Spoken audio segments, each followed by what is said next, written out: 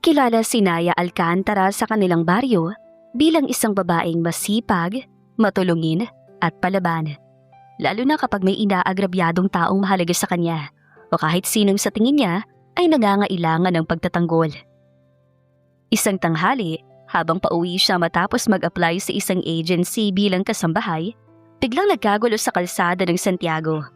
Isang magarang kotse ang biglang huminto at bumusina ng napakalakas. Matapos may matandang napaupo sa gitna ng daan. Walang gustong tumulong. Walang nangahas na lumapit. Pero si Naya, hindi siya sanay na manood lang. Mabilis niyang inalalayan ang matanda. At sa bugso ng galit, kinuha niya ang banyera ng gulay mula sa gilid ng nagtitinda at buong tapang na ibinato iyon sa harapan ng mamahaling kotse. Ang problema? Ang lalaking nasa loob ng kotse ay hindi basta-basta. Si Teron Olivar, isang bilyonaryong kilala sa pagiging suplado, istrikto at may-ari ng malaking gasoline corporation, pati na rin ang malalawak na lupain sa Santiago.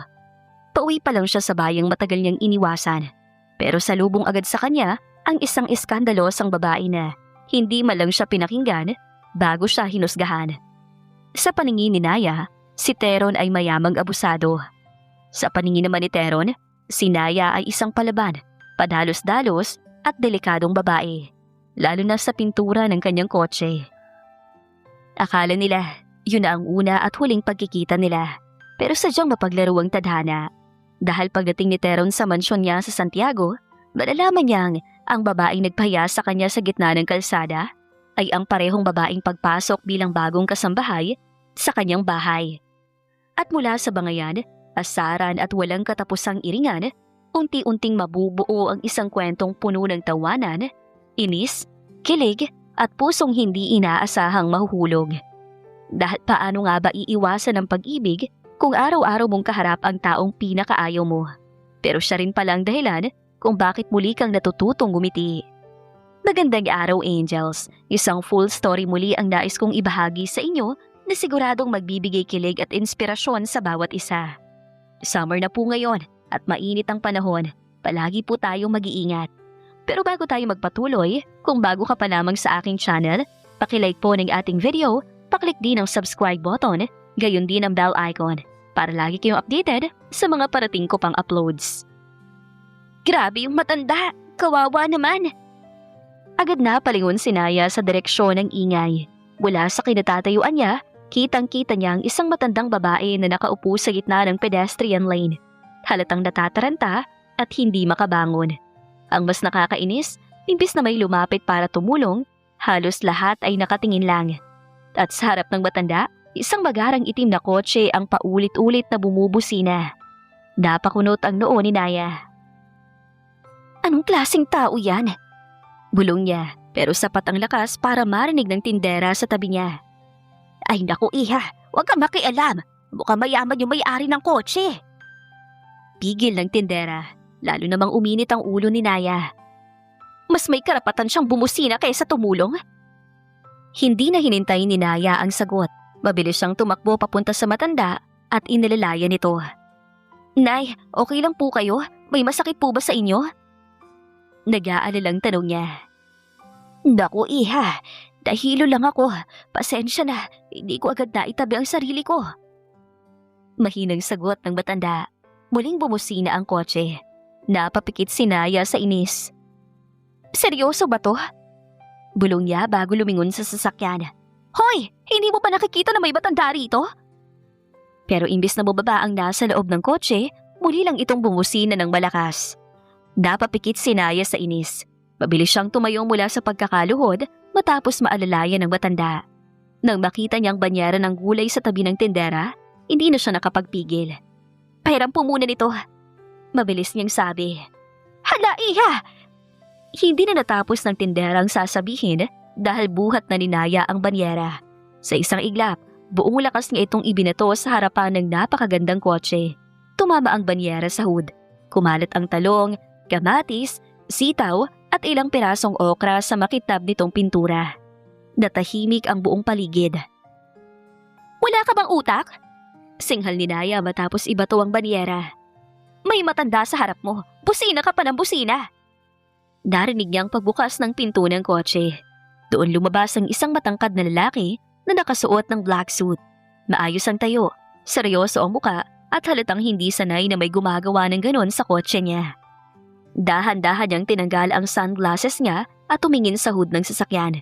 Pagkatapos, ibinalik niya ang malamig na tingin kay Naya. "Did you just throw a basin at my car?" Tumaas ang kilay ni Naya. "Hindi, nilagyan ko lang ng gulay para healthy tingnan." May napasinghap sa paligid. May isang lalaki pa sa gilid ang hindi nakatiis at natawa. Napalingon ng lalaki sa tumawa, kaya mabilis itong tumikhim at nagkunwaring umubo. "Tingnan mong ginawa mo." Malamig na sabi ng lalaki habang itinuturo ang kotse.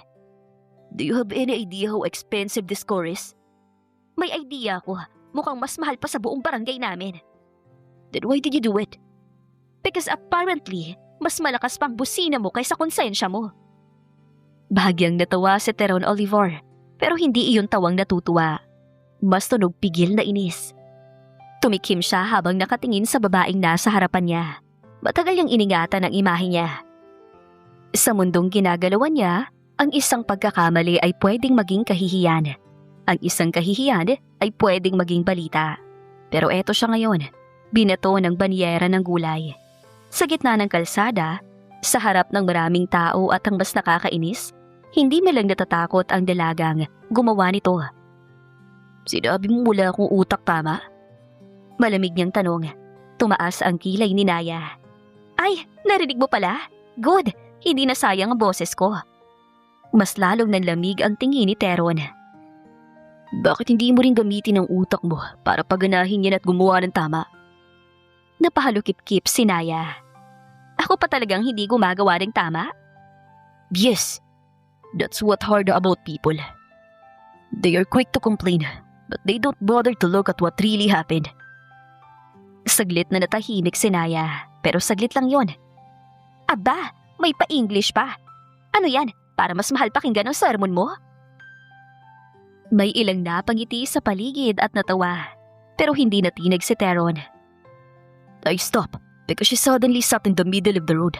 I honked because the vehicles behind me were about to overtake. Kung hindi ako bumusina, baka may sumalpok sa amin." Napakurap naman ang dalaga. Hindi niya agad nasagot yon. Tumingin siya sa likod ng kotse ni Teron. Totoo nga, may ilang sasakyang nakapila at may motorsiklong pilit sumisingit sa gilid. Pero imbis na umatras ang pride niya, mas lalo lang siyang umayos ng tayo. "Eh bakit hindi ka bumaba agad?" "Because I was calling someone for help." "Tumatawag?" Ulit ni Naya na hindi pa rin kumbinsido. Inangat ni Teron ang cellphone niya. "Emergency hotline." Napatingin si Naya sa phone nito. Nakita niyang may ongoing call nga. Biglang sumigit ang matanda. Mahina pero sapat para marinig nila. "Iha, totoo yun. Narinig ko siyang tumatawag kanina." "Nay?" Ngumiti naman ang mahina ang matanda. "Pero natakot din ako sa busina, kaya hindi ako agad nakagalaw." Natahimik si Naya. Sa unang pagkakataon, medyo lumiit ang boses niya. "Eh, ang lakas kasi." "Lola, my driver will take you to the clinic first, then home." Si Teron, pinansin ng dalaga. Umiling ang matanda. "Ay iho, nakakahiya naman." "It's not up for discussion," sabi ng binata, pero mas malumanay na ang boses. "Please." Doon alanganing napatingin si Naya sa binata. Kanina lang ay sigurado siyang isa itong bilyonaryong mayabang. Pero ngayon, habang pinagmamasdan niya ang paraan ng pakikipag-usap nito sa matanda, tila may maliit na bumara sa lalamunan niya. Nang ibalik ni Teron ang tingin sa dalaga, doon tuluyang nilamon ang kahihiyan si Naya. "Sana ito nang huli nating pagkikita, miss. Dahil ayoko sa mga taong gaya mo." Mabilis siyang tumalikod at sumakay muli sa kotse, habang ang driver naman ay maingat na inalalayan ng matanda papunta sa kabilang sasakyan. Naiwan si Naya sa gitna ng kalsada. Hawak ang sariling pride na kanina ay kasing lakas ng loob niya. Ngayon, parang gusto na lang niyang magtago sa ilalim ng banyera. "Anak!" Mahinang tawag ng tindera sa kanya. Unti-unting lumingon si Naya. "Babayaran mo ba yung gulay ko?" Napapikit si Naya ng mariin at napakagat ng labi. Ayun lang, konti lang pera ko eh. Aniya sa sarili. Tumango siya ng dahan-dahan. Opo, babayaran ko po. Napatingin siya sa itim na kotseng unti-unting umaandar palayo. At kahit ayaw niyang aminin, hindi galit ang unang naramdaman niya, kundi hiya. Matinding hiya. Sana nga hindi na kami magkita ulit. Bulong niya. Muling huminga ng malalim si Naya bago nagpatuloy sa paglalakad. Hawak pa rin niya ang resume niyang mukha ng pambalot ng tinapa dahil sa pagkakagulo kanina. Napatingin siya roon at napangiwi. Ayan Naya, congratulations. Wala ka pang trabaho. May atraso ka na agad sa bilyonaryo. Bulong niya sa sarili. Napabuntong hininga siya bago inayos ang gusot na papel. Kahit alam niyang wala na itong pag-asa. Kahit plansyahin pa niya yun, mukha pa rin itong dinaanan ng bagyo, baha at emosyonal na desisyon. Pero wala siyang panahon para maawa sa sarili. Kailangan niyang makahanap ng trabaho. Kailangan niyang kumita. At higit sa lahat, kailangan niyang kalimutan ang lalaking may malamig na tingin, mamahaling kotse at boses na parang sanay utusan ng buong mundo. Sana talaga hindi na kita makita. Muli niyang sabi, mas madilim ngayon. Ngunit habang naglalakad siya sa madilim na iskinita pa uwi sa apartment, bigla siyang napahinto ng magring ang cellphone na pinaharam sa kanya ng tita niya. Napatingin siya sa screen. Hindi niya kilalang number. Kumunot ang noo niya bago sinagot yon. Hello? Good afternoon. Is this Miss Naya Alcantara? Tanong ng babae sa kabilang linya. Opo, sino po sila? This is from Mendoza Household Service Agency. Ikaw ba yung nag-apply kanina bilang kasambahay? Biglang nawala ang inis sa mukha ng dalaga. Napahigpit ang hawak niya sa gusot-gusot niyang resume. Opo, ako po yun. Bakit po? May problema po ba sa application ko? Mabilis niyang tanong. Halatang kinakabahan. Wala naman. Actually, may available work agad para sa'yo. Napatigil si Naya sa paglalakad. Ha? Totoo po? Yes, urgent hiring. Stay-in housemaid. Malaki ang sahod. May libreng pagkain at may day off once a week. Halos mapanganga si Naya. Para siyang biglang nakakita ng ilaw sa gitna ng napakahabang problema.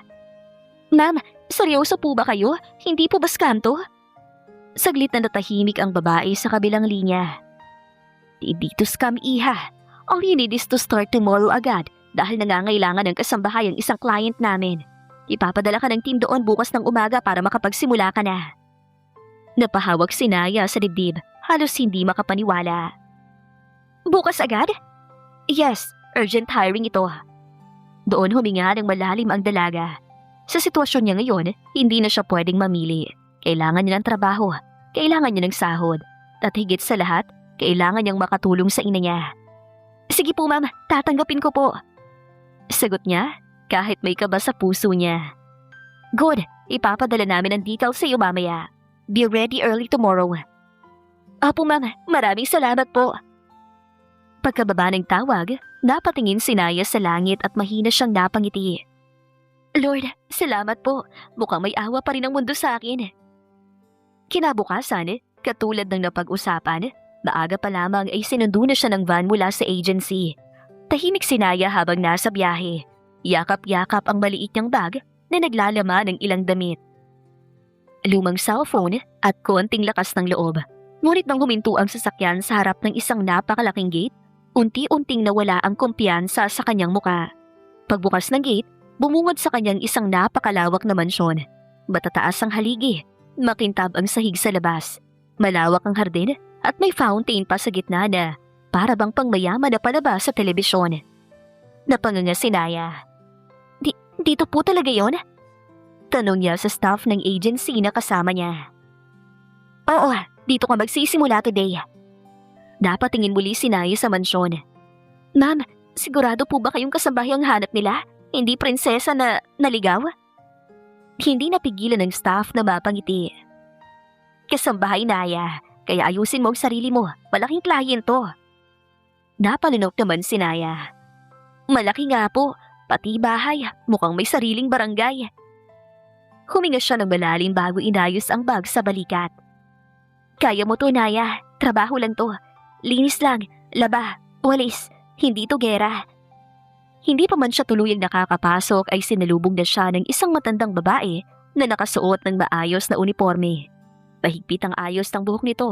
Seryoso ang muka pero hindi naman nakakatakot ang tingin. Ikaw si Naya Alcantara? Tanong nito. Opo, ako po yung galing sa agency. Ako si Lani. Patagal na ako nagsisilbi rito. Ako muna magtuturo sa iyo ng mga gawain sa bahay. Opo, Ma'am Lani. Lani na lang, hindi ako ang amo mo. Opo, Ate Lani. Bahagyang napatingin sa kanya si Lani. Lani lang.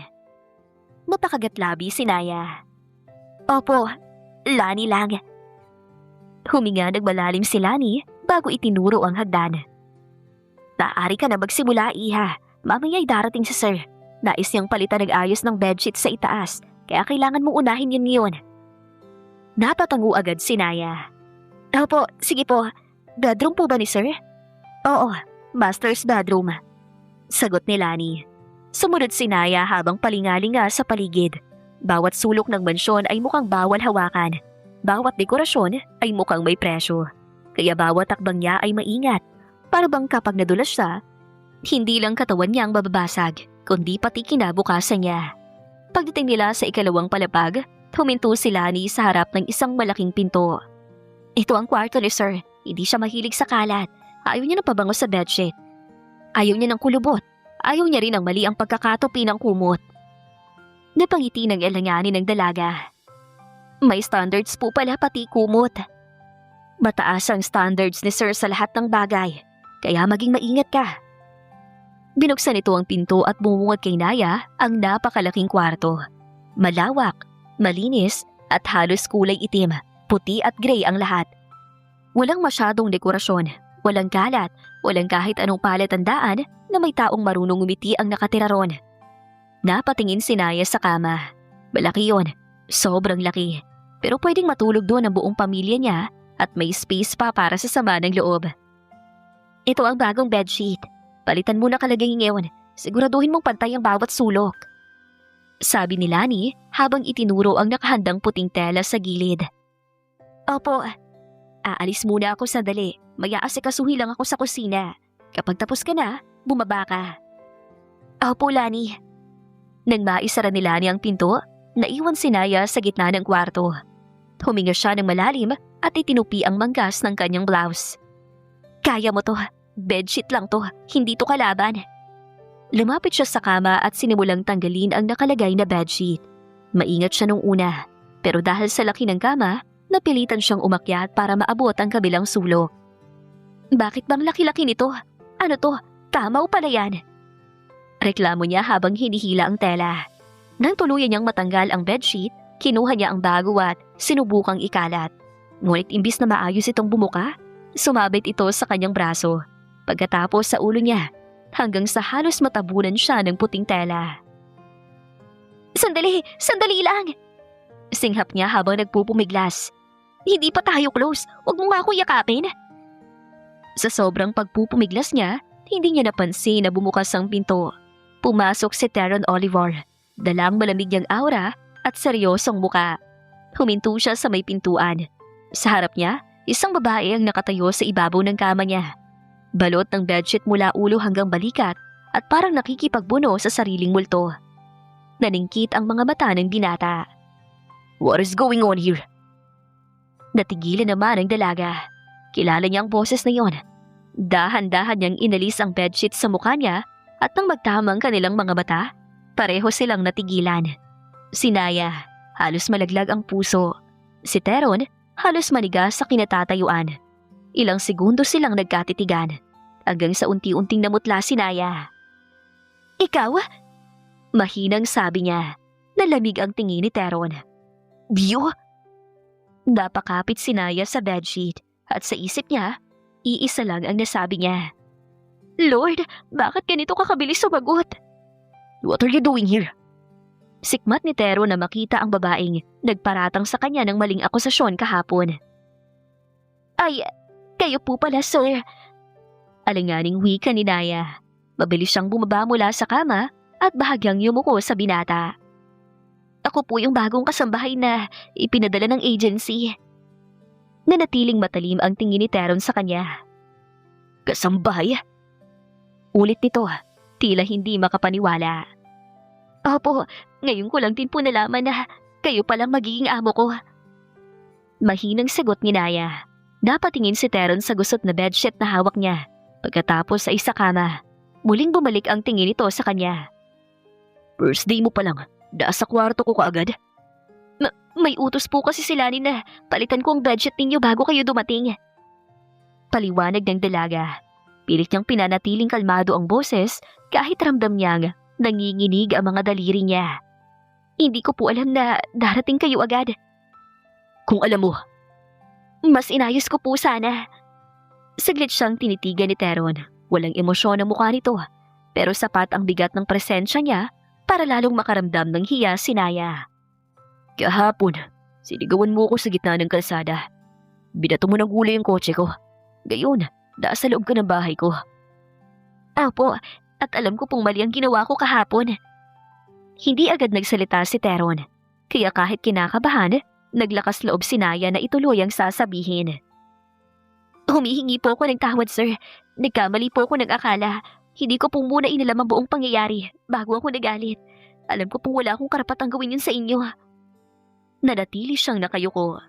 Sa unang pagkakataon, wala siyang naisip na ipagtanggol sa sarili niya. Wala siyang maisagot na pabalang dahil alam niyang sa pagkakataong yun, siya ang mali. Do you always act before you think? Tanong niya. Napakurap ang dalaga. Bahagya siyang napaangat ng tingin. Hindi po palagi. Yesterday say otherwise. Opo, pasensya na po. Muling namayani ang katahimikan sa loob ng kwarto. Ilang sandali pa ay bumukas ang pinto at pumasok si Lani. Agad itong natigilan na makita si Teron. Sir, dumating na po pala kayo. Hindi inalis ni Teron ang tingin kay Naya. Why is she here? Napatingin si Lani kay Naya bago sumagot. Siya po ang ipinadala ng agency. Kailangan po natin ng dagdag na tao sa bahay. Lalo na ngayong dito muna kayo mananatili. I don't want her here. Parang may biglang kumurot sa puso ni Naya. Napahigpit ang hawak niya sa bedsheet. Ngunit nanatili siyang tahimik. Her record doesn't erase what she did. Opo, pero isang pagkakamali po ay hindi rin sapat para husgahan ang buong pagkatao niya. Napatingin si Teron kay Lani. Tahimik lang si Naya, pero ramdam niyang lalo siyang naiilang. Hindi siya sanay na may ibang tao nagtatanggol para sa kanya. Mas lalo siyang hindi sanay na nasa posisyon siyang kailangan niyang hintayin ang hatol ng iba. Maya-maya, ibinalik ni Teron ang malamig na tingin sa kanya. You can stay. Po? You can stay. But don't mistake this for kindness. Opo sir, naiintindihan ko po. Follow the rules. Do your job. Stay away from trouble. Sandali siyang tumigil, saka idinagdag ng mas mababa ang boses. Then stay out of my way. Opo sir. Tila may sasabihin pa si Teron, ngunit pinigilan niya yon. Muli niyang tinignan ang bedsheet. Finish that properly. Opo sir. Walang dagdag na salita. Tumalikod si Teron at lumabas ng kwarto. Naiwan si Naya na tila ngayon lang muling nakahinga. Dahan-dahan niyang binitawan ang hangin. Kanina pa niya pala pinipigilan. Lumipas ang ilang araw. Para siyang nakikipagpatintero sa loob ng malaking mansyon. Kahit gaano kalawak ang bahay, tila lumiit iyon tuwing naroon si Teron. Hanggang isang hapon, tinawag siya ni Lani. Naya? Po? Inabot ni Lani ang tray na may tasa ng itim na kape. Idala mo to sa study room ni sir. May bisita siya ron kaya maging maingat ka. Bisita po? Oo, iha. Kaya huwag ka magtatagal sa loob. Tumango si Naya. Opo. Maingat niyang kinuha ang tray at umakyat. Pagdating sa study room, huminga muna siya ng malalim bago kumatok. Come in. Malamig na boses ni Teron mula sa loob. Pumasok si Naya. Ngunit bago pa niya tuluyang maihakbang ang paa sa loob, biglang bumukas ang pinto at lumabas ang isang babaeng umiiyak. Napaatras si Naya para bigyan ito ng daan. Mama? Mahinang tawag niya, pero hindi siya nilingon ng babae. Mabilis itong naglakad palayo. Pinupunasan ng luha sa pisngi. Naiwan si Naya sa may pintuan. Hawak ang tray at hindi alam kung tutuloy pa ba siya o Umaatras na lang. Mula sa loob ng study room, narinig niya ang mabigat na boses ni Teron. I said, come in. Napakagatlabi si Naya. Bago dahan-dahang pumasok, nandoon si Teron, nakatayo sa tabi ng mesa. Seryoso ang mukha nito, nakatutok ang tingin sa folder na hawak na para bang walang babaeng umiiyak na kalalabas lang ng kwarto. Hindi niyo po ba hahabulin ng babaeng pinaiyak ninyo? Tanong ni Naya bago pa niya napigilan ang sarili. Doon napatingin si Teron sa kanya. Malamig ang titig nito. Tila nagtatanong kung sigurado ba siya ang kinakausap ng dalaga. Give me one reason why I should. Natigilan si Naya. Kasi umiiyak siya. And? Sir, umiiyak po ang tao kapag nasasaktan. Isinara ni Teron ang folder at dahan-dahang ibinaba iyon sa mesa. That everyone who cries is innocent, Naya. May mga taong pinipiling manatili sa isang bagay kahit alam nilang masasaktan sila. Hindi agad nakasagot si Naya, pero sa loob niya may kung anong kumirot sa narinig. Eh di sana, hindi niyo po siya pinaasa. Kung alam niyo palang ganun ang mangyayari, bakit hinayaan niyo pa rin? Nanigas ang panga ni Teron. You don't know what you're talking about. Opo, hindi ko alam, pero nakita ko po siya kanina. Umiiyak siya. Doon tumayo ang binata mula sa kanyang swivel chair at dahan-dahang lumapit kay Naya. Napaatras naman ang dalaga hanggang sa halos isang dangkal na lang ang pagitan nila. Nanatiling malamig ang tingin ni Teron, ngunit may diin ang bawat salitang binitawan niya. Then tell me, Naya, kapag may taong umiyak sa harap mo, ibig ba sabihin nun siya agad ang nasaktan? Napahigpit ang hawak ni Naya sa tray. Hindi po sa ganon. Kapag may luha nakita ka, ibig ba sabihin nun may kasalanan agad ang taong nasa harap niya? Hindi nakasagot si Naya. Tama siya. Muli na naman siyang nanghusga batay sa nakita. Napayuko siya. Pasensya na po. Hindi ko po dapat sinabi yon. Matagal siyang tinitigan ni Teron. Masyado silang magkalapit. Kaya ramdam ni Naya ang bigat ng presensya nito. Gusto niyang umatras pero parang hindi gumagalaw ang mga paa niya. Hindi lahat ng relasyon ay nagsisimula sa pagpapaasa. Minsan may mga taong pinipilit pumasok sa buhay mo kahit malinaw mong isinarang pinto. Dahan-dahang napaangat ang tingin ni Naya. Ngunit sa pagkakataong yun, tila ba saglit na tumigil ang mundo niya. Masyado kasing malapit si Teron. Masyadong malinaw ang seryosong mukha nito. Ang matalim na panga, ang malamig na mga batang parang sanay magtago ng kung anumang bigat sa loob. Napakurap siya at agad na iniwas ang tingin. Baka naman tipo mo ko, kaya mahilig kang makialam sa buhay ko.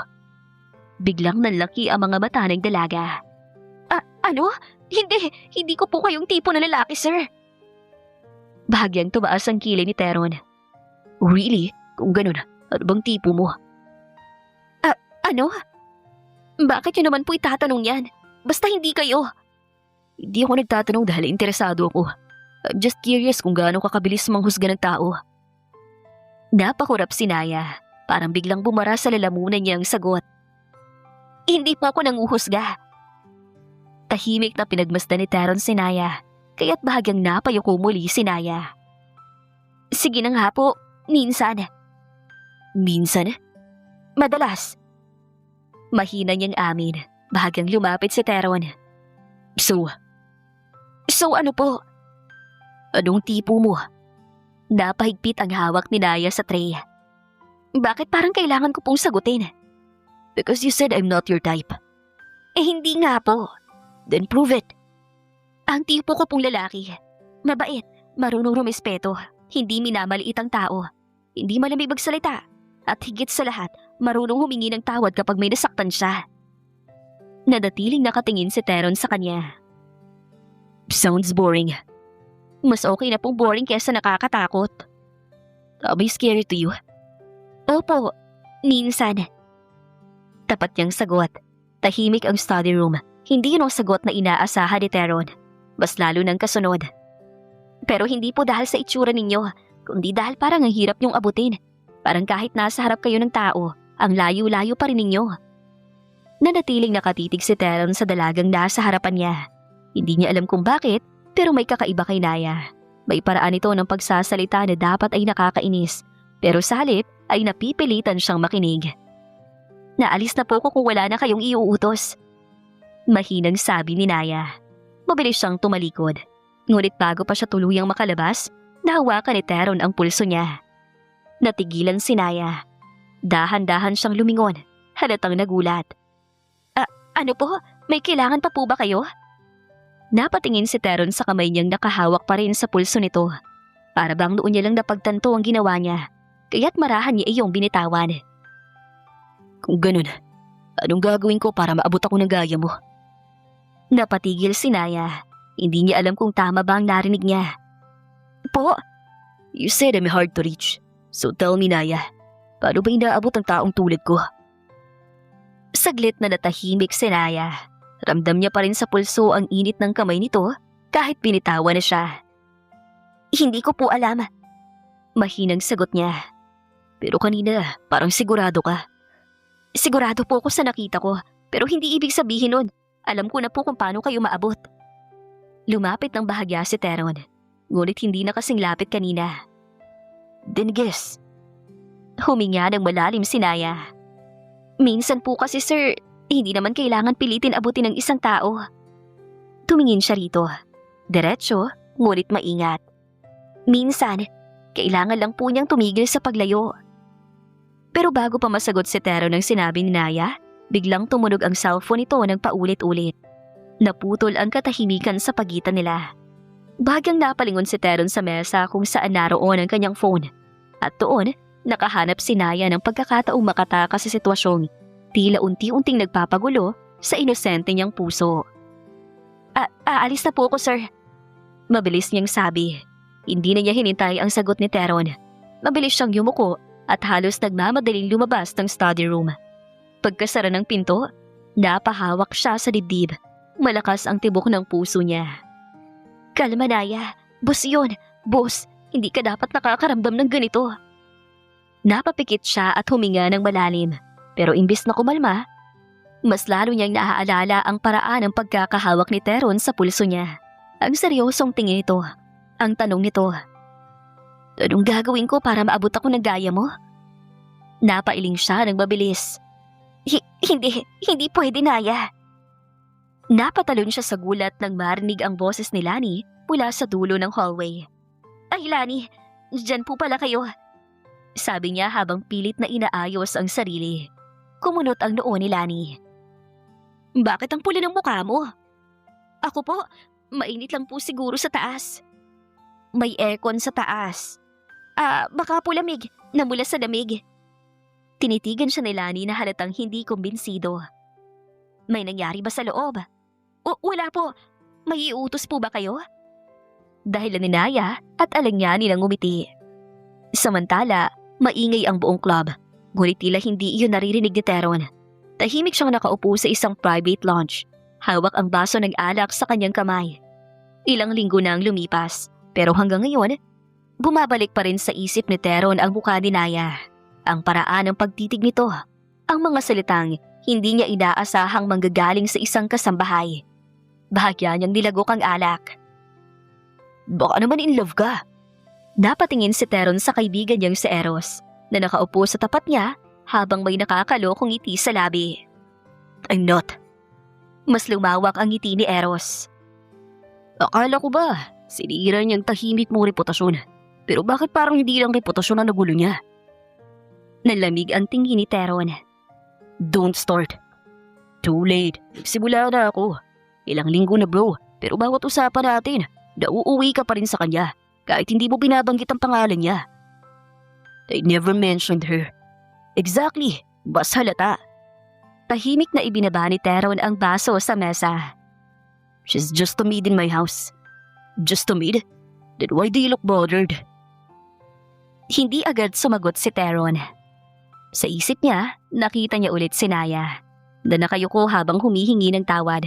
Nakatingin ng diretso habang sinasabing mahirap siyang abutin at namumulang pili tumatakas sa kanya. She talks too much. At nakikinig ka naman. Tumingin si Teron sa kanya. Careful. Tumawa ng mahina si Eros. Relax, kaibigan mo ko. Hindi ka laban. I'm beginning to doubt that. Fine, pero seryoso Teron. Kailan ko ulit nagpapa-apekto sa isang tao? Napatingin si Teron sa laman ng baso niya. Matagal, masyadong matagal, kaya siguro naiirita siya. Dahil si Naya, kahit hindi sinusubukan, nakakalapit sa bahaging matagal na niyang isinara. I don't have time for this. Sabi niya at tumayo. Uwi ka na? Yes. Sa mansyon? Tanong ni Eros, may makahulugang ngiti. Hindi sumagot si Teron. Mas lalo lang umisi si Eros. Sabihin mo na lang na gusto mo makita kung gising pa siya. One more word, Eros. Okay. Pero bahala. Ikaw rin ang mahihirapan. Ngisi ni Eros. Tumalikod na si Teron at naglakad palabas ng lounge. Ngunit habang papalayo siya, hindi niya maiwasang marinig ang pahabol na sinabi ng kaibigan. Good luck sa hindi mo pagka-inlove, pare. Hindi lumingon si Teron. Pero mas lalong humigpit ang hawak niya sa susi ng kotse. Dahil kahit ayaw niyang aminin, may parte sa kanya na gustong umuwi ng mas maaga kesa dati. Agad na sinakyan ni Teron ang kanyang kotse at mabilis iyong pinaharurot pauwi. Pagdating niya sa mansyon, tahimik na ang buong living room. Madilim ang ilang bahagi ng bahay at tanging ilaw lang mula sa hallway ang nagbibigay liwanag sa paligid. Ngunit napahinto siya nagmapansin ng kusina na bukas ang ilaw. Kumunot ang noo ni Teron bago niya iyon tinungo. Pagdating niya ron, agad na nagtama ang paningin nila ni Naya. Nakaupo ito sa stool. Hawak ang baso na may kaunting malinaw na laman. Sir? Mahinang tawag ni Naya. Anong ginagawa mo rito sa kusina? It's getting late. You should get some rest. Hindi agad sumagot si Naya. Sa halip, dahan-dahan siyang bumaba mula sa stool at lumapit sa kanya. Medyo alanganin ang hakbang nito, kaya automatikong napahakbang si Teron palapit at handang alalayan siya. Ngunit bago pa siya makapagsalita, marahang dumampi ang kamay ni Naya sa pisngi niya. Doon na natigilan si Teron. Hindi ako makatulog. Mahina nitong sabi, nakatingin sa kanya. Iniisip ko po yung sinabi niyo. Naligas ang katawan ni Teron, ngunit hindi niya agad inalis ang kamay nito. Anong ginagawa mo, Naya? Bahagyang kumunot ang noo ng dalaga, tila hirap ayusin ang sariling isip. Hindi ko alam. Basta, iniisip kita. Saglit na bumagal ang paghinga ni Teron. Masyadong malapit si Naya. Masyadong tahimik ang paligid. At sa pagkakataong yun, wala ang tapang sa mga mata nito. Wala ang depensang palagi niyang nakikita. Ang naroon lang ay lambot. At yun ang mas delikado. Dahan-dahan niyang hinawakan ang kamay ni Naya na nakadampi pa rin sa pisngi niya. You're not yourself. Mahinang sabi niya. Bakit? Masama po ba kung isipin kita? Hindi agad nakasagot si Teron. Tumingin siya sa basong hawak nito. Kinuha niya yun at inamoy. Napapikit siya sandali. This is not water. Napatingin si Naya sa baso. Hindi po ba? No. Kaya pala, ang tapang ng lasa. Huminga ng malalim si Teron. Sit down. Galit ka po? Hindi, tayo kung matumba ka. Mas mababa ang boses niya ngayon. Dahan-dahan niyang inalalayan si Naya pabalik sa stool. Nang makaupo ito, hindi agad niya nabitawan ang kamay nito. Napansin niyo ni Naya at bumaba ang tingin sa kanilang mga kamay. Ang init ng kamay niyo. Bulong niya. Doon lamang tila natauhan si Teron. Marahan niyang binitawan ito at kumuha ng tubig. Inumin mo. Tinanggap yun ni Naya, ngunit hindi agad uminom. Nakatingin pa rin siya kay Teron.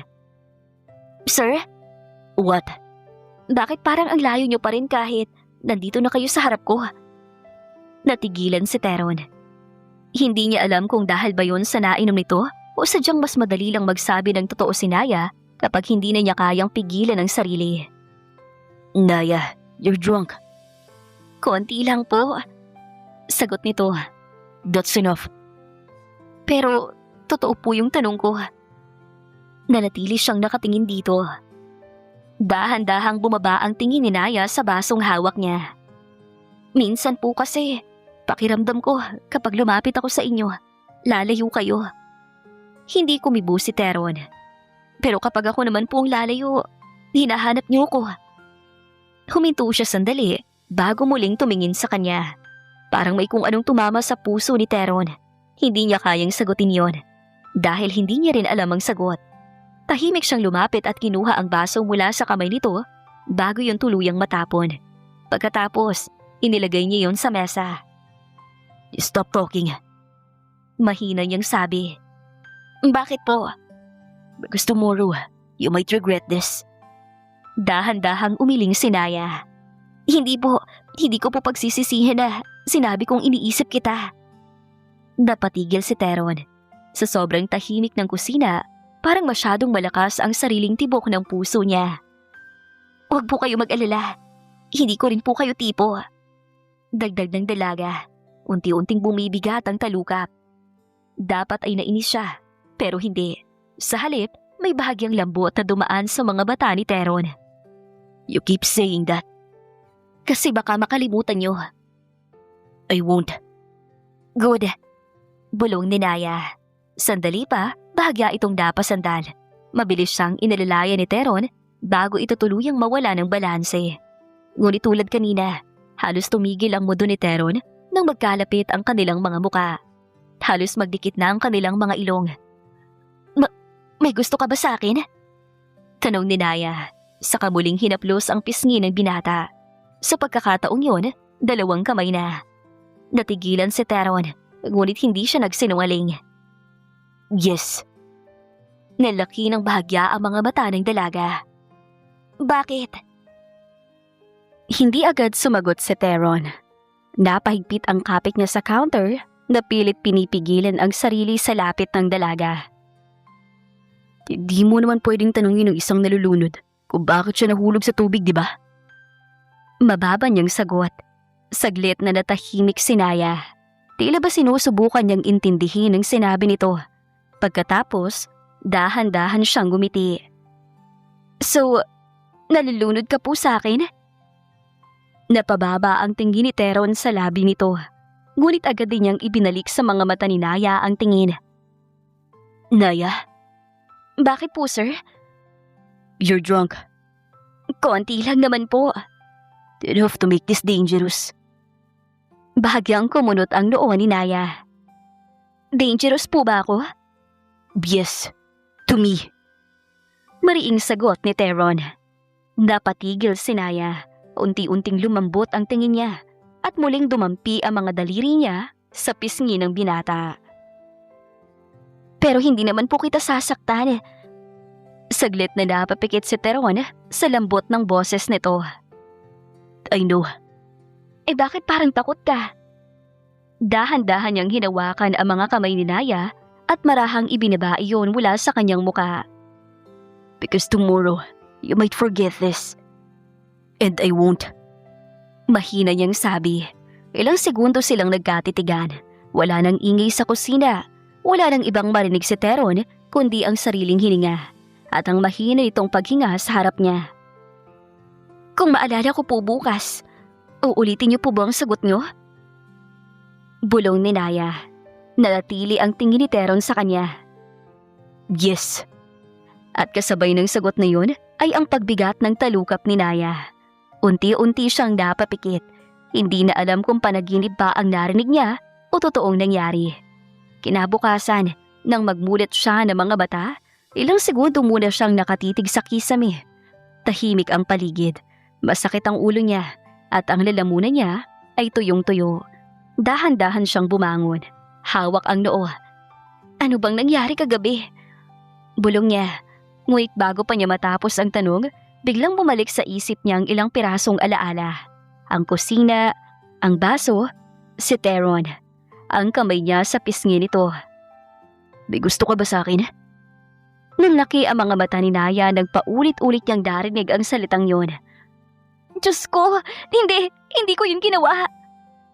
Bulong niya sa sarili kahit unti-unting namumula ang buong mukha niya. "Hindi ako yun, ibang Naya yun. Naya from another universe." Pero nang maalala niya ang init ng kamay ni Tero nang alalayan siya nito, halos mapapikit siya sa hiya. "Lord, kunin niyo na lang po ko saglit." Pero napawi ang kahihiyan ni Naya nang biglang may kumatok sa pinto. Naya, gising ka na ba? Boses ni Manang Lani. Mabilis na inayos ni Naya ang buhok niya kahit magulo pa rin ang isip niya. Opo, gising na po. Pumasok sila ni na may dalang baso ng tubig. Uminom ka muna, masama ba ang pakiramdam mo? Tinanggap ni Naya ang tubig. Medyo po, namali po yata ako nang inom ng tubig kagabi.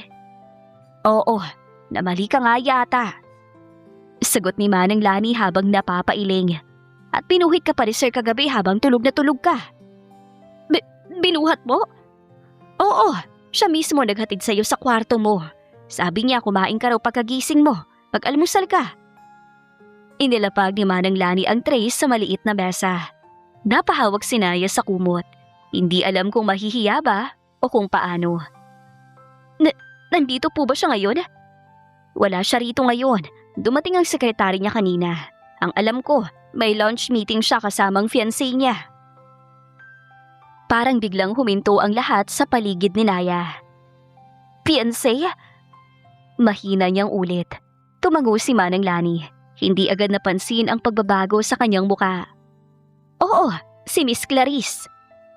Hindi umimik si Naya. Sa isang iglap, tila ibinalik siya sa realidad ng salitang yon. Fiancé, isang salitang sapat para ipaalala sa kanya kung saan siya nakatayo. Si Teron ay amo niya. Siya ay kasambahay lamang. At kahit gaano pa kalambot ang boses nito kagabi, kahit gaano pa kainit ang kamay nitong umalalay sa kanya, may hangganan pa rin ang paghanga sa isang tahong mahirap abutin. Ganun po ba? Napansin ni Manang Lani ang biglang paghinahon ng boses niya. Naya, ayos lang po ako. Masakit lang po ang ulo ko. Siguro dahil doon sa nainom ko. Hindi na nagsalita si Manang Lani. Tumango na lang ito at iniwan siya upang makapagpahinga. Nang mag-isa na si Naya, dahan-dahan niyang hinawakan ang kanyang pisngi. Doon niya naalala ang sarili niyang kamay sa mukha ni Teron. Baka awa lang yun. Baka dahil lasing ako. Baka mali na naman ako nang intindi. Huminga siya ng malalim, saka pinilit na bumangon. Hindi siya pwedeng magpatalo sa nararamdaman niya. Hindi pwede. Dahil sa bahay na ito, trabaho ang pinunta niya, hindi puso. Samantala, Teron! Malakas na sigaw ng ama niyang si Densyo nang akmang tumayo siya mula sa hapag. Gusto mo ba akong habulin ngayon? Natigil ang lahat sa dining room. Tahimik si Clarice sa tabi, hawak ang baso ng tubig. Sa kabilang dulo naman ng mesa, nanatiling matigas ang mukha ni Teron. I'm not challenging you. I'm making my decision clear. Decision? Batagal nang napagdesisyon na ng kasal ninyo ni Clarice. Dito bagay na. Basta mo na lang aatrasan dahil wala ka sa mood. Napayuko si Clarice, ngunit hindi nagsalita. Tumingin si Teron sa ama niya. I never agreed to this marriage. Pero kailangan ng pamilya natin ng Monteverde. Then marry them yourself. Nanlaki ang mata ni Clarice habang mahigpit na napahawak si Densyo sa gilid ng mesa. Teron! Hindi natinig si Teron. Hindi ako negosyo, Dad, at lalong hindi ko gagamitin ang apelido ko para itali ang sarili ko sa taong hindi ko kayang mahalin. Saglit na natahimik si Clarice. Halata ang sakit sa mukha nito, pero nanatili itong tahimik. Tumayo si Densyo na namumula sa galit. Ba iba ka bang babae? Hindi agad sumagot si Teron.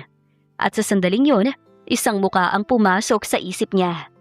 Si Naya, ang mga batang diretsyo kung tumingin. Ang boses na minsang matapang, minsang nanginginig. Ang kamay nitong dumampi sa pisngi niya kagabi. Mas humigpit ang panga niya. Wala. Sagot ng binata. Pero alam niyang hindi yun buong katotohanan. Napatingin si Clarice sa kanya. Teron. Mahina niyang tawag. Hindi ito nilingon ni Teron. I won't marry you. You deserve someone who can choose you.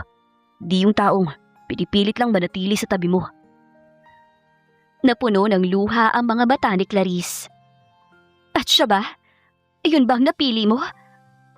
Tanong nito. Doon lamang napatingin si Teron sa kababata. Hindi nagsalita si Clarice kung sino ang tinutukoy niya. Pero pareho nilang alam. Bumagsak ang katahimikan sa pagitan nila. Maya-maya, kinuha ni Teron ang coat niya mula sa sandalan ng upuan. "Excuse me. Kapag lumabas ka sa pintong yan, huwag mong asahan na madali kang makakabalik sa pamilyang ito." Banta ni Densyo. Huminto si Teron. Sandali siyang nanatiling nakatalikod. "Baby, that's the point. Kung tungkol sa negosyo at Oliver Corp ang pag-uusapan, handa akong bumaba sa pwesto bilang chairman at CEO. Natigilan si Densyo sa gulat sa sagot ng anak. "Teron." Ngunit hindi na siya lumingon. Mabilis siyang lumabas ng restaurant at dumiretso sa kanyang kotse. Habang minamaneho niya ang sasakyan pa uwi, tahimik ang paligid, ngunit magulo ang isip niya. Doon niya napagtanto na si Naya, ang babaeng biglang sumira sa katahimikan ng mundo niya, ang siya ring nagbigay ng kulay at ingay sa mga pagkakataong akala niya ay kapayapaan ang katahimikan. Yun pala, sanay lang siyang mag-isa. Sanay siyang walang kumukontra, walang nangungulit, walang tumitingin sa kanya na parabang kaya siyang basahin kahit hindi siya nagsasalita. Napahigpit ang hawak niya sa manibela. "Naya." Bulong niya. Pagdating niya sa mansyon, tahimik ang buong bahay, ngunit hindi tulad ng dati. Hinanap agad ng mga mata niya ang isang tao. "Sir!" Bati ni Manang Lani nang salubungin siya sa living room. "Where is Naya?" Saglit na natigilan si Lani. "Nasa laundry area po, tinatapos sa mga bedsheet." Hindi na nagtanong pa si Teron. Dumiretso siya ron. Naabutan niya si Naya na tahimik na nagtutupi ng mga nilabhang kumot. Nang maramdaman itong may tao, lumingon siya. Agad na nagtagpo ang mga mata nila. Sir, may kailangan po ba kayo?" Mahinang bati niya. Hindi nagustuhan ni Teron ang layo ng boses nito. Kaya lumapit siya. Nilamon ang distansya sa pagitan nila. At sa pagkakataong yun, ay nahila niya ang pulso ni Naya. Bago pa makaiwas ang dalaga, mahigpit na niya itong niyakap. Sir? "Teron." Mahinang pakiusap ni Teron habang mariing nakapikit. "Teron ang itawag mo sa akin." Doon na huminto ang mundo ni Naya. Ramdam niya ang tibok ng puso nito. Mabilis, mabigat, parang ang lalaking palaging malamig at hindi naaabot, ay ngayon kumakapit sa kanya na tila siyalag ang pahinga nito. "Sir, hindi po tama ito." Mahina niyang sabi, pero hindi niya agad nagawang itulak ito palayo. Alam kong hindi simple. Alam kong maraming mali sa pagitan natin." Sagot ni Teron. Mas humigpit ang yakap nito, ngunit hindi masakit. Dahan-dahang napapikit si Naya. "Kung alam niyo po pala." "Pero mas mali kung patuloy kong ipagkakaila." Bumilis ang tibok ng puso ni Naya. Marahan niyang hinawakan ang braso ni Teron para sana itulak, ngunit nawalan siya ng lakas. "Bakit niyo po ginagawa ito?" Tanong ni Naya. "Dahil buong araw kitang hinanap." Napaangat ang tingin ni Naya, kahit nakayaka pa rin ito sa kanya. "Bakit?" Tahimik na napatingin si Teron sa kanyang mga mata. Para bang doon lang niya hinahanap ang lakas na aminin ang matagal na niyang tinatakasan. "Dahil mahal kita. Dahil kahit ilang beses kong sabihin sa sarili kong hindi dapat, ikaw pa rin ang hinahanap ko." Nanigas si Naya sa kinatatayuan. "Teron?" Alam kong mali ang panahon. Alam kong magulo ang buhay ko. Alam kong hindi madali para sa'yo." Dahan-dahan siyang kumalas sa yakap, ngunit nanatiling hawak ang kamay ni Naya. "Pero ayoko na magsinungaling sa'yo." Napuno ng luha ang mga mata ni Naya. Hindi dahil nasasaktan siya, kundi dahil natatakot siyang maniwala. "Paano si Miss Clarice?" "Hindi ko siya fiancé. Hindi ako pumayag. At hindi ako papayag." "Pero ang mundo niyo, ang pamilya niyo." "Hindi ikaw ang dapat matakot sa mundo ko. Akong dapat matakot na baka mawala ka dahil doon." Napayuko si Naya. Nanginginig ang labi niya. "Hindi ako bagay sa buhay niyo." "Huwag mong sabihin yan." "Totoo naman." "Hindi." Hinawakan niya ang baba nito, marahang itinaas ang muka. Hindi ikaw ang hindi bagay sa buhay ko, Naya. Baka ang buhay ko ang kailangan magbago para maging karapat-dapat para sa'yo. Hindi na napigilan ni Naya ang luha. Teron, just tell me one thing. May kahit kaunti bang puwang ako sa puso mo? Saglit si Naya na natahimik. Pagkatapos, dahan-dahan siyang tumango. Meron. Mahina niyang amin. Kaya nga ako natatakot. Lumambot ang mga mata ni Teron. Barahan niyang hinaplos ang pisngi ni Naya. Pinunasan ng luhang pumatak. Don't be scared with me. Huwag mo lang akong itulak palayo. Sabi niya. Napapikit si Naya sa haplos ni Teron. Hindi ko po alam kung kaya ko. Oh, wait. Paano kung masaktan tayo? Then I'll still choose you. At sa tahimik na laundry area, sa gitna ng mga telang nakatupi at gabing puno ng kaba, hindi na nakasagot si Naya. Dahil sa unang pagkakataon, ang lalaking akala niya ay hindi niya maaabot, ang siya ngayong humihiling na huwag niyang bitawan. Paano mo nasabing mahal mo ko? Tanong ni Naya, tila sinisigurado ang nararamdaman ni Teron. Kailan lang tayo nagkakilala at sa pangit na paraan pa. Saglit na tumahimik si Teron. Hindi siya agad sumagot. Sa halip, mas hinigpitan niya ang hawak sa kamay ni Naya. Parang natatakot siyang kapag binitawan niya ito, ay lalayo na naman. Hindi ko rin alam kung kailan nagsimula. Pero alam ko kung kailan ko napansin. Kailan? Nung sinabi mong mahirap akong abutin. Nung tiningnan mo ko na para bang hindi ka natatakot sa galit ko. Parang nakikita mo yung bahagi kong matagal ko nang tinatago. Napakurap si Naya. Teron, 3 gabi na hinawakan mo mukha ko. Lasing ka, pero ako, malinaw ang isip ko. Alam ko kung anong nararamdaman ko. Namula ang pisngi ni Naya at bahagyang umiwas ng tingin. Hindi niyo na po kailangan ipaalala yon. Pero kailangan kong sabihin dahil doon ko naintindihan na hindi lang kita iniisip. Hinahanap kita. Hinahanap po ang ingay mo, ang tapang mo, pati yung paraan mo ng pagsagot na dapat nakakainis. Pero hindi ko kayang kalimutan. Paano kung nalilito ka lang? Paano kung dahil bago lang ako sa mundo mo? Hindi ka bago sa mundo ko, Naya. Ikaw ang unang taong nagpagulo nito sa paraang hindi ko kinaiinisan. Hindi ko hinihinging sagutin mo ko ngayon. Hindi ko rin hinihinging paniwalaan mo agad ako. Then, anong hinihingi mo? Tinitigan siya ni Teron. Pagkakataon. Pagkakataon para saan? Para patunayan na hindi kita minamadali, na hindi kita paglalaroan, at hindi kita ituturing na isang bagay na pwedeng itago kapag mahirap na. Napuno ng luha ang mga mata ni Naya, pero pinigilan niya yon. Teron, takot ako. I know. Masakit umasa. I know.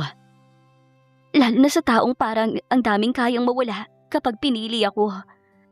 Dahan-dahang kinuha ni Teron ang kamay ni Naya at inilapat yon sa kanyang dibdib. Then listen carefully. Kung may mawawala man sa akin dahil pinili kita, hindi yun kawalan. Dahil ikaw ang ayokong mawala. Hindi na nakasagot si Naya. Tumingin siya sa kamay niyang nasa dibdib ni Teron. Ramdam niya ang tibok ng puso ng lalaki. Mabilis, totoo, at buhay na buhay. At sa unang pagkakataon, hindi na niya alam kung paano patatakasan ang nararamdamang matagal na palang sumusunod sa kanya. Kung gano'n, mahal din kita at dapat pahalagahan mo yon hanggang sa huli. Natigilan si Teron. Para bang ang simpleng pag-amin na yon ang tuluyang nagpatigil sa buong mundo niya. Naya. Hindi ako sanay sa ganito. Patuloy niya. Pilit pinipigilan ang pamumuo ng luha sa mga mata. Hindi ako sanay na piliin. Hindi ako sanay na may taong hahawak sa akin na parang hindi ako basta-basta iiwan. Dahan-dahang mas lumapit si Teron. Then get used to it. Because I'm not letting you feel unwanted again. Napakurap si Naya.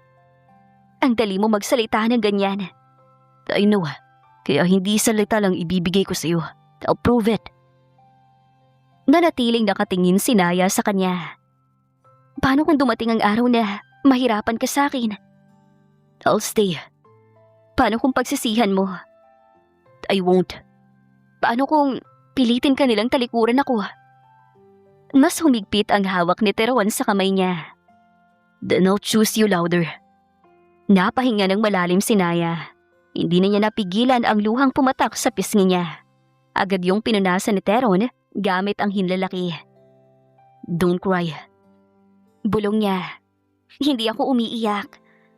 Naya, napayuko siya. Konti lang. Sa unang pagkakataon, bahagyang gumiti si Teron. Hindi malaki, hindi rin halata, pero sapat para lalong bumilis ang tibok ng puso ni Naya. Come here. Mahina niyang sabi. Hindi na tumanggi si Naya. Dahan-dahan siyang lumapit muli at nang muling yumakap sa kanya si Teron, ipinikit niya ang mga bata. Sa yakap nito, wala siyang naramdamang pangamba. Wala ring pag-aalinlangan. Para bang sa unang pagkakataon, may lugar siyang hindi kailangan lumaban. Teron, bulong niya. Kapag sinaktan mo ko, babatuhin talaga kita ulit. Bahagyang natawa si Teron at nagtaas ng isang kilay. I'll keep that in mind. Napangiti si Naya habang nakasandal pa rin sa kanya. At sa tahimik na hapon na yun, sa loob ng mansyon na minsang naging dahilan ng kaba niya, unti-unting nagkaroon ng bagong kahulugan ang bawat sulok. Dahil ngayon, hindi na lang ito bahay ng amo niya. Dito, unang inamin ni Teron na mahal siya. At dito rin unang pinili ni Naya na maniwala. At doon, isang mainit at maingat na halik ang pinagsaluhan nila. Halik na puno ng pangakong hindi basta bibitaw. Halik na matagal nilang itinanggi sa sarili, ngunit hindi na kayang itago pa ng kanilang mga puso. Nang maghiwalay sila, nanatili ang noo ni Teron na nakadikit kay Naya. Mahal kita. Bulong ni Teron. Napangiti si Naya habang nangingilid pa rin ang luha sa mga mata. Mahal din kita, pero pahalagahan mo ko, Teron. Hindi ako laruan ng mga mayayaman.